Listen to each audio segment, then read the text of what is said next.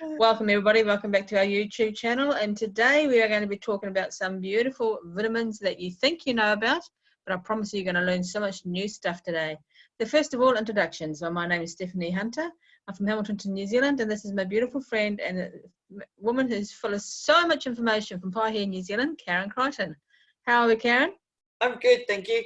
It's interesting how trying to describe me is quite an interesting one, isn't it? Because yeah, I've got quite a lot of strings to my bow. First off is I'm a natural nutritionist, medical herbalist, iridologist, bioenergetic therapist, and also, what else? Medical herbalist.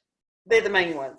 So I've done lots of as well as the creator of the quantum essences and all the stuff that you've created over the years, a fast track to health program. So much, Karen, that you've offered to humanity, so much that you've given to people, and you just keep on giving.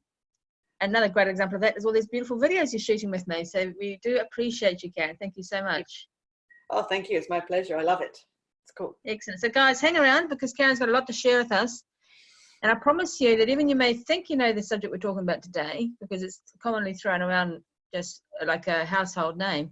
There's lots of things that Karen's going to share with you today that you did not know about our old friend vitamin C. So Karen, take it away. Talk to us about vitamin C. Okay. Vitamin C, you probably know a lot about it. It can really help with immunity, and also its main function early on when it was discovered was that it helps prevent scurvy. And it also can help with the common cold, also, believe it or not, with lead toxicity. And it also has anti-cancer potential. Now, there's not enough scientific research been done on that one, but I think, if anything, improving the immune system is going to help with that. Also, did you know it can help with lowering hypertension, so blood pressure, helping with cataracts, combating stroke, maintaining the elasticity of the skin, healing wounds, and controlling the symptoms of asthma. Vitamin C is one of the most effective and safest nutrients. It's water soluble, so basically what that means is it won't build up in your body. It's a powerful antioxidant, so helps the body from decaying, and it also helps in the synthesis, get my tongue around it, of collagen. And it also helps make the blood vessels and muscles strong. So this isn't just the vitamin C with that one, that's the bioflavonoid group that's around the vitamin C that actually makes it much more absorbable. So there's lots and lots of different forms of vitamin C. So the body cannot make it, so you have to ingest it. So there's a few vitamins and things that your body can actually make itself as long as it's got the right ingredients, but this isn't one of them.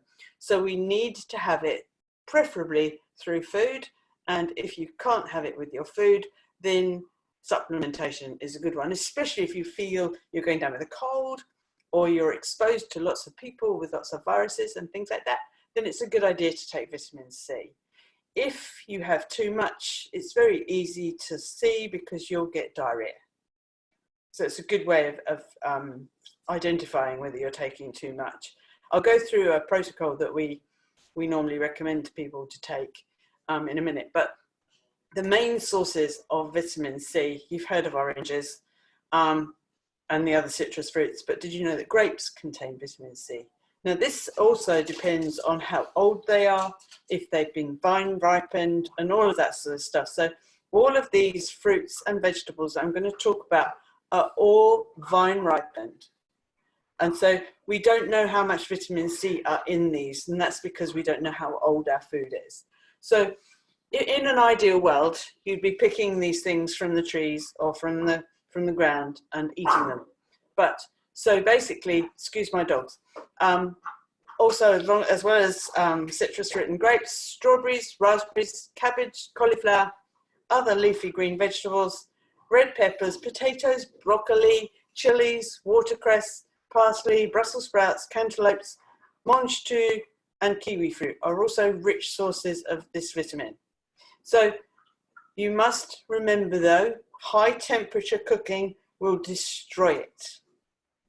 Now, when I get clients to do a immune boost. So say for example, they might come in to me and they keep getting colds, or they're prone to C. candida, which is a fungal infection, or just low immunity. I normally get them to top themselves up with vitamin C. So I'll get them to take 2 grams of vitamin C every 2 hours to bowel tolerance. And what that basically means, as I said before, is if you say, for example, have 3 doses of vitamin C and you feel your stomach a bit grumbly, and then you have to go to the toilet for a bowel motion and it's loose, then your limit is probably 6 grams of vitamin C per day while you're fighting an infection. And when you find that you've fought off an infection and then your bowel can't tolerate as much vitamin C, that's a good sign, because it means that infection's going and your immunity is boosted up and your vitamin C is being topped up.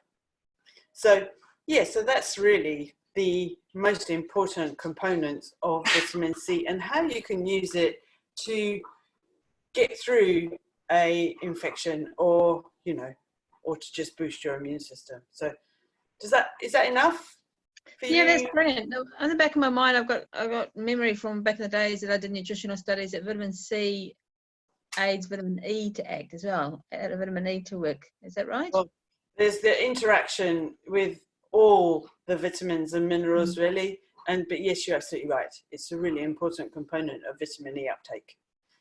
That's the fat soluble vitamin, though. So we'll talk about that in another video. Love it. I love it. So just in synopsis here, guys, we want to keep these videos nice and short and sharp and full of information for you.